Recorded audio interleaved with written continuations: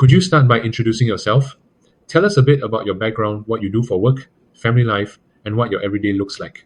I'm a 47-year-old Singaporean, not married yet, but happily attached. On weekdays, I spend the day in the office and then head to my parents' place for dinner before going home to relax, watch investment content on Netflix. Weekends are for the gym, hanging out with friends, and chilling at home.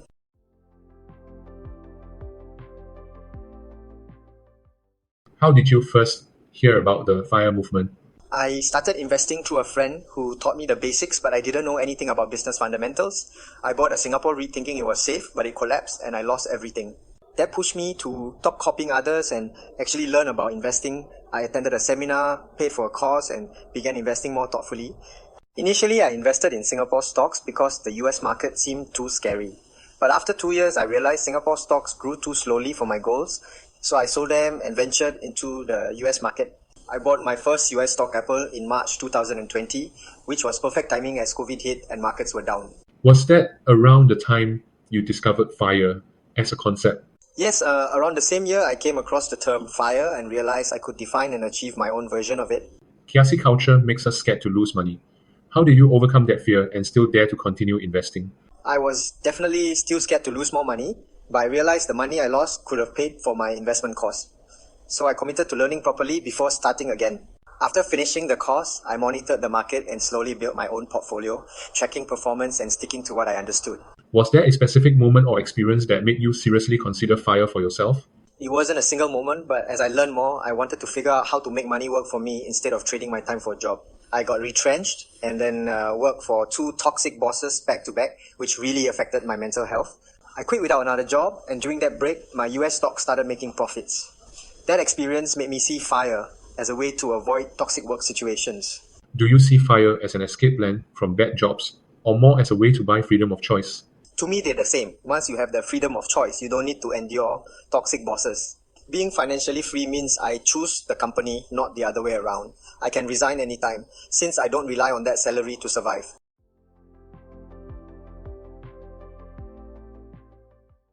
Many Singaporeans say cost of living here is too high to even think about early retirement. What made you believe FIRE is possible for you?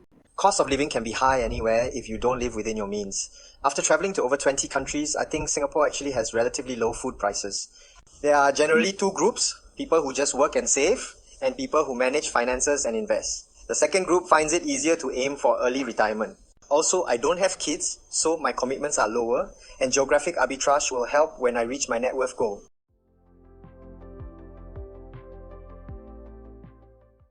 Do you think the FIRE movement works differently in Singapore compared to the US, where it's more popular?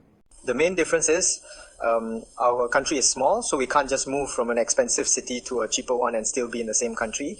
But the gist is similar. Passive income needs to cover monthly expenses without depleting your capital, even accounting for inflation. Here you either live in HDB, condo, or landed no other options. Did you ever feel pressure to upgrade your housing just because everyone around you is doing it?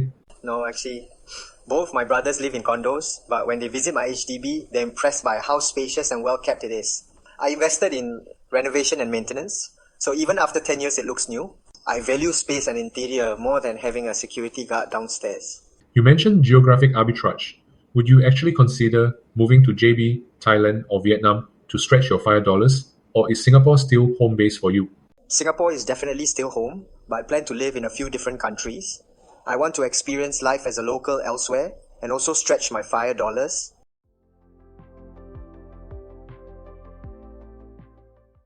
Without going too deep into private details, how are you approaching FIRE? Are you focusing on saving aggressively, investing, or a mix of both? Our systems like CPF help with basic security, but cultural attitudes toward risk and success definitely influence how people approach FIRE. Many Singaporeans prefer safe instruments and are cautious, but for me it's about balancing growth and safety. Since I started investing late, in my early 40s, I'm investing very aggressively into equities, about 80% of my take-home salary into diversified ETFs with some stock picks. I keep my expenses low, and I sleep well knowing my approach fits my risk tolerance. What does your FIRE number mean to you personally? Is it about a specific dollar figure or more about a lifestyle you want?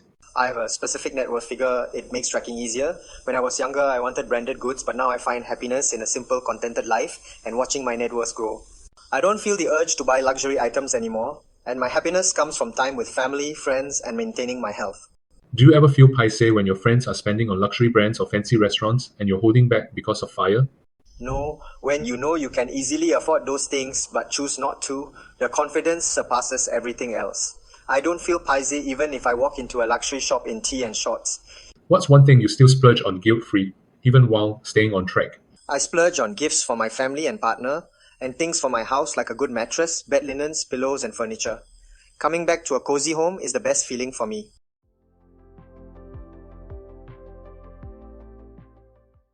What's the hardest part about pursuing FIRE in Singapore?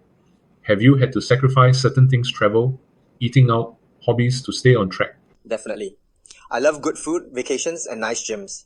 To build my net worth, I've reduced dining at expensive places, travel mostly to nearby affordable countries, and use subsidized gyms.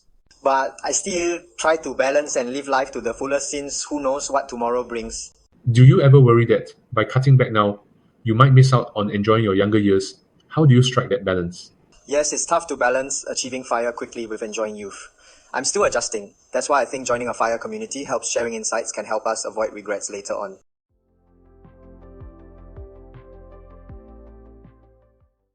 How have your family and friends reacted when you shared your FIRE plans?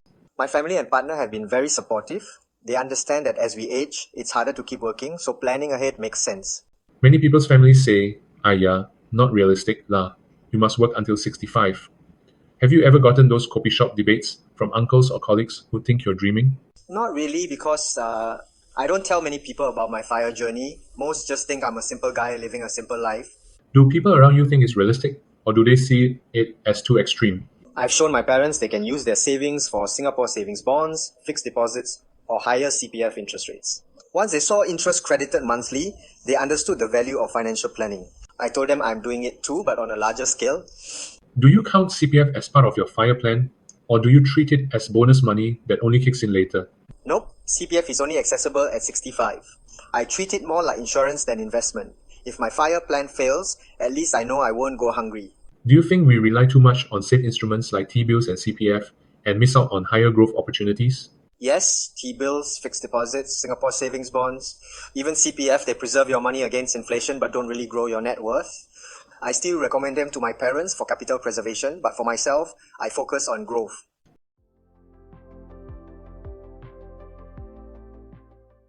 When you imagine your FIRE life, what does a typical day look like for you? I haven't thought about it in detail. I'd spend more time with family, friends, and my partner, find like-minded people to learn from, and focus on staying healthy.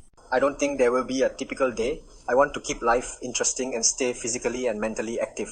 Some people say, retire too early, nothing to do, very sian. How do you make sure your FIRE life won't feel empty or aimless? That's one of my worries too. That's why I value having a community of people in the same situation to stay engaged, learn new things, and keep life interesting. Since I haven't reached FIRE yet, it's hard to visualize, but I'll need to learn from people like you. If you really settle abroad for a year, what's the one thing about Singapore you think you'll miss the most? Definitely my Singapore buddies and the food. There are just too many local dishes that only Singapore has. What's the first thing you want to do once you hit your FIRE milestone? I'd go overseas with my partner to study a foreign language for a year on a student visa and experience living like a local. I've always wanted to try living outside of Singapore.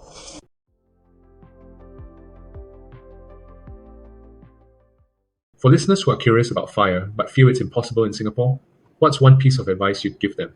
If you tell yourself it's impossible, it won't happen.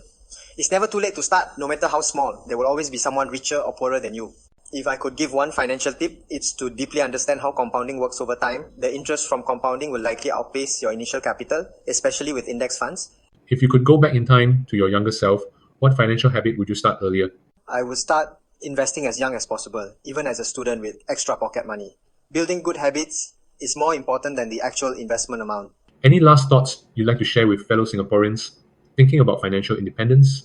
I recently came across a quote by Alfred Adler. He said, "Our troubles come from comparing ourselves to others.